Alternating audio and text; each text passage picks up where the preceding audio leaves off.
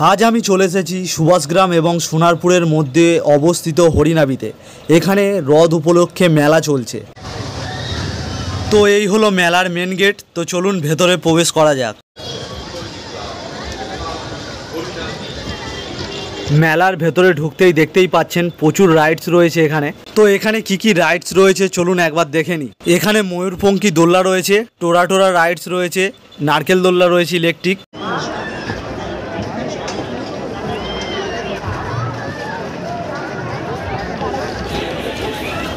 এখানে বাচ্চাদের চড়ার জন্য এরকম রাইডস রয়েছে সব, এবং তার সঙ্গে রয়েছে বাচ্চাদের ফেভারিট মিকি মাউস।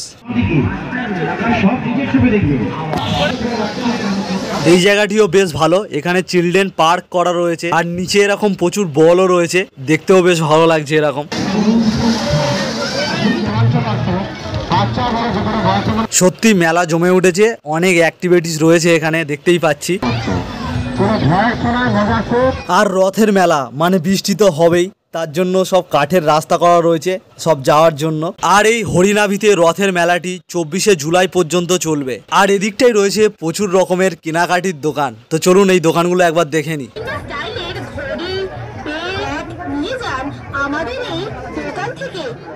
এই দোকানটাতে অনেক সুন্দর সুন্দর টেডি বিয়ারও দেখতে পাচ্ছি। মেলাতে যখন এসেছিলাম তখন মেলাটা খালি খালি লাগছিল, এখন যত রাত যাচ্ছে তত লোকজনের ভিড়ও বাড়ছে। আর এখানে ঘরবাড়ির ডেকোরেশন করার জন্য সুন্দর সুন্দর ফ্লাওয়ারও রয়েছে। আর এখানে এই মেলার মধ্যে রয়েছে একটি দোকান, যেটির মধ্যে পাওয়া যাচ্ছে বাংলাদেশের বিভিন্ন শাড়ি এবং চাদর টাদরও রয়েছে অনেক। আর এদিকটাই রয়েছে মেয়েদের অনেক সাজের জিনিস, যেমন দুল, হার, প্রচুর রয়েছে এরকম দোকান।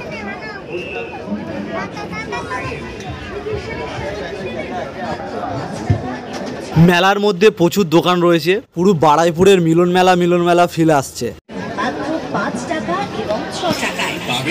আর মেলা মানে তো জিলিপি গজার দোকান অবশ্যই থাকবে, তাই এখানে রয়েছে অনেক জিলিপি গজার দোকান।